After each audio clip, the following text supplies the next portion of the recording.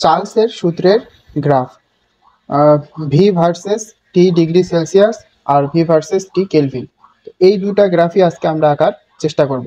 তো প্রথমেই আমরা দেখব ভি ভার্সেস টি এই গ্রাফটা কিভাবে আঁকা যায়। আমি আবার মনে করাই দিই, চার্লসের সূত্র আয়তন এবং তাপমাত্রার মধ্যে সম্পর্ক স্থাপন করে। এক্ষেত্রে গ্যাসের মোল সংখ্যা এবং চাপ কনস্ট্যান্ট থাকে। তো ভি ভার্সেস টি এই ডিগ্রি সেলসিয়াস এই রিলেটেড আমরা একটা সম্পর্ক গত ক্লাসে আমরা একটা সম্পর্ক প্রমাণ করেছিলাম। সেটা হচ্ছে V equal V naught plus V naught into T by 273, এইটা আমরা প্রুভ করছিলাম। তো আমাদেরকে গ্রাফ আকার যেটা জেনারেল নিয়ম, তার জন্য আমরা জানি প্রথমে আমাদেরকে এক্স এক্সিস এবং ওয়াই এক্সিস আর্ট করে নিতে হবে। এটা হচ্ছে এক্স এক্সিস, এইটা ওয়াই এক্সিস।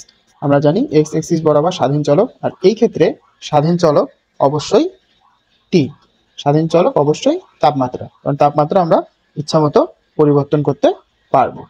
আর অধীন চলক হবে আয়তন, অধীন চলক হবে আয়তন। এখন আমাদের যেটা কাজ হবে সেটা হচ্ছে রিসাইজ করা, সাইজিং করা। আমাদের যে সম্পর্কটা আছে এটা সাইজিং করা। আর এই সাইজিং করার নিয়মটা আমরা জানি, বাম পাশে অধীন চলককে রাখতে হবে, সমান চিহ্নের বাম পাশে অধীন চলক, এবং ডান পাশে বাকি সব পার করে দিতে হবে। সো আমরা লিখতে পারি, যদি আমরা এটা সাইজ করি, V equal V naught by 273 into T plus V naught. তোমরা খেয়াল করো, এখানে ভি নট অবশ্যই কনস্ট্যান্ট, কারণ এটা আদি আয়তন। 273 অবশ্যই কনস্ট্যান্ট এবং ভি নট আবার কনস্ট্যান্ট। তো আমরা এটা এই ইকুয়েশনটা অনুযায়ী আমরা যদি খেয়াল করি লিখতে পারি, এটা আমার হবে ওয়াই ইকুয়াল, এই পুরাটা হবে এম বা ঢাল, ওয়াই ইকুয়াল এম, টি হবে X plus C, Y equal M X plus C. এই সম্পর্কের সাথে সাদৃশ্যপূর্ণ। তো আমরা এটা জানি, এই সমীকরণটা অবশ্যই একটি সরলরেখার সমীকরণ। সো দেখো, এই সমীকরণটা যদি আমরা রিলেট করি তাহলে হচ্ছে Y equal M X plus C, Y equal M X plus C.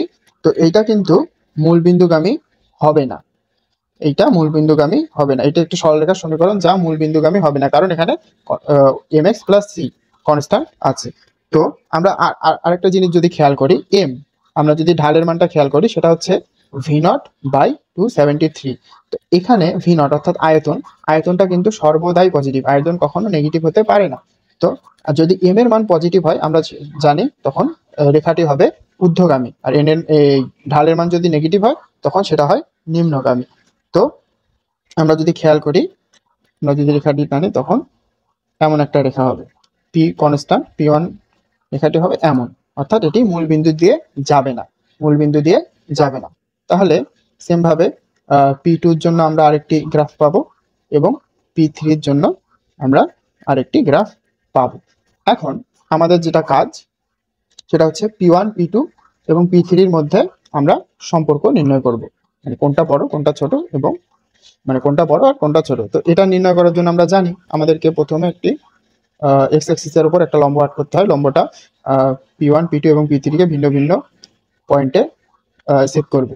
তো এখানে টি এর মান কিন্তু সমান, তো আমাদের চেঞ্জ হবে কি, পি এর মান এবং ভি এর মান। এখানে পি কনস্ট্যান্ট, অর্থাৎ আয়তন এবং প্রেসার চেঞ্জ হবে। আর আমরা জানি বয়েলের সূত্র থেকে আমরা জানি ভি সমানুপাতিক 1/p, অর্থাৎ যদি পি এর মান বাড়ে তখন ভি এর মান কমবে, আর যদি ভি বাড়ে তখন পি কমবে।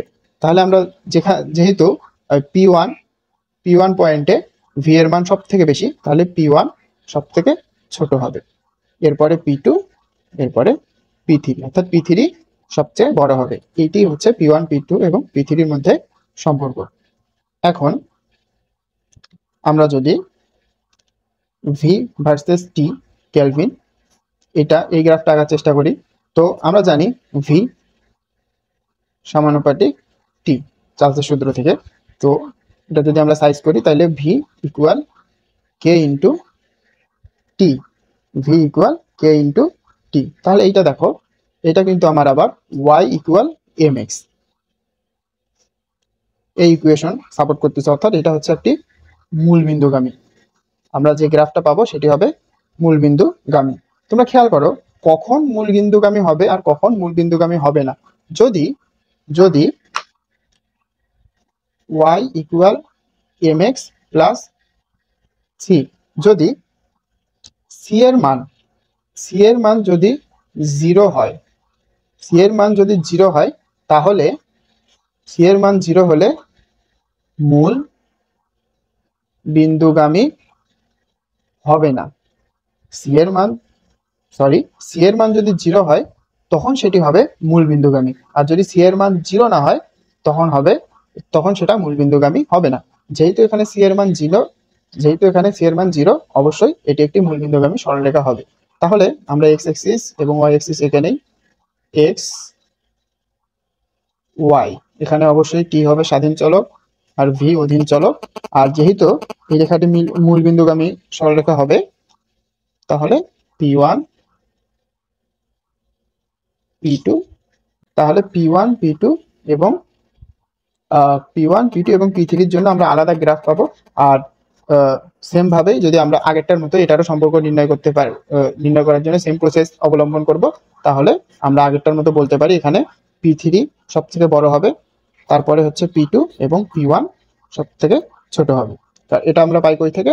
বয়েলের সূত্রের সাহায্যে আমরা এটা প্রুভ করতে পারি। তাহলে এই দুটার মধ্যে p versus t degree Celsius এবং p ভার্সেস t, এই দুটার গ্রাফের ক্ষেত্রে আমরা বলতে পারি p ভার্সেস t যেটা ডিগ্রি সেলসিয়াস, ওইটা মূলবিন্দু দিয়ে যাবে না। এটা মূলবিন্দু দিয়ে যাবে না, কারণ এখানে y equal mx plus c constant রয়েছে। আর v ভার্সেস t কেলভিন গ্রাফটি, এটি মূলবিন্দু দিয়ে যাবে, কারণ এখানে c ইকুয়াল 0। ধন্যবাদ।